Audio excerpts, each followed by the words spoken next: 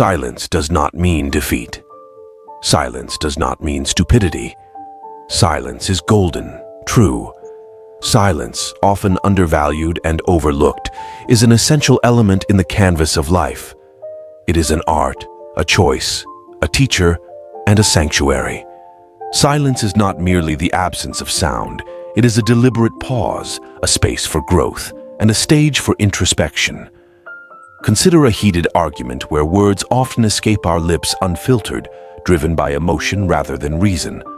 By choosing to be silent, we allow our minds to shift from a state of reaction to one of reflection.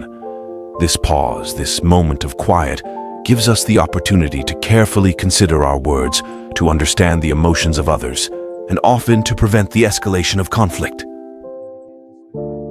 The words that follow silence in such situations are usually more measured, more empathetic, and wiser. In the realm of decision-making, silence is a powerful ally. When faced with significant choices, our minds can become cluttered with the cacophony of options, opinions, and expectations. By stepping into silence, we create a space to weigh our options with clarity and calmness. Often it is in these quiet moments that the deepest insights emerge. Silence allows us to sift through the noise, to listen to our inner voice, and to arrive at decisions that are aligned with our true intentions and values. Silence teaches us patience, offers us clarity, and gifts us wisdom. In these quiet moments, we hear the whispers of our hearts, the stirrings of our souls, and the echoes of our deepest desires. Silence is not just a lack of noise. It is a profound presence.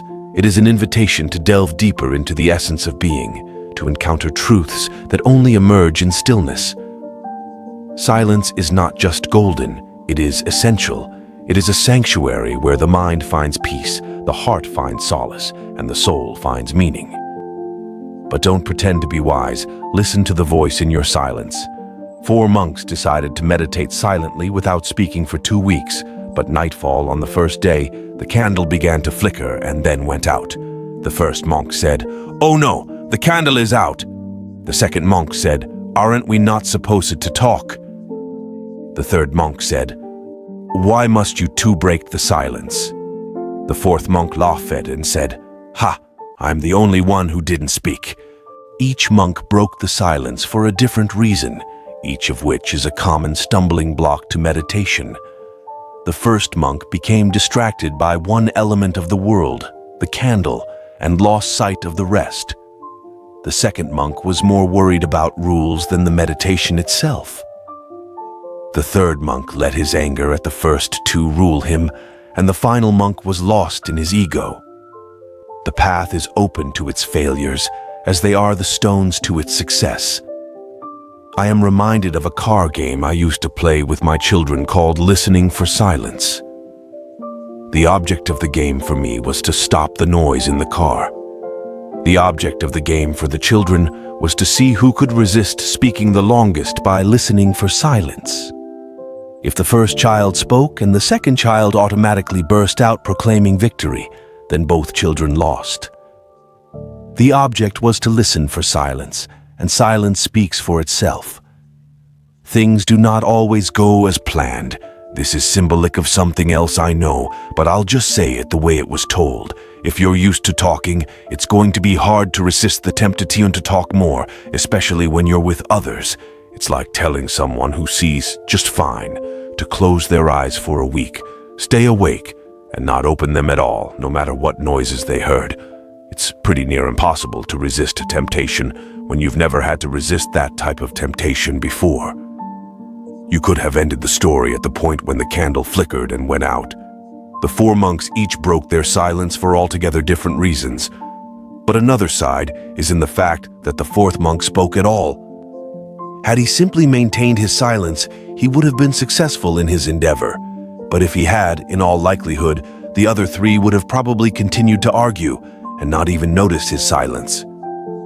I know many people who are like the 4th monk. Their motto: if I'm doing something good and no one is watching or no one notices, I might as well not be doing it at all. They believe that the reward is not in the effort, but in the recognition. Were I a 5th monk, I would wait 10 minutes into the exercise, stand up, and yell loudly, "Ha! I loose, then walk out to do some non-competitive meditation. Enter a woods and hear the wilderness listen. That's where you'll find it. John, your PhD is not silent.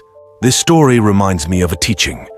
When you meditate in breathing, you should concentrate your mind on your breath only and cast out all thoughts, including a thought that you are breathing. If you can describe the Zen, then you do not know it. The buffalo left his enclosure for the abyss. His head passed the doorway, his shoulders, girth, and haunches, yet his tail would not pass through. Koan from the gateless gate. Oaths and promises, lightly spoken, hardly kept. It is the province of knowledge to speak. It is the privilege of wisdom to listen. It is clear from reading the story that none of the monks are spiritually ready to perform the difficult silent meditation. Unfocused and easily distracted by their surroundings, the burnt-out candle, and the conversations among themselves, they all fail to reach their aim of meditating in silence for 2 weeks. I see the moral of the story is to plan thoroughly and be solidly ready before embarking on an action. Focus your mind constantly on reaching your aim, and the objective will be reached no matter how hard it is. It's your journey up, forever and together.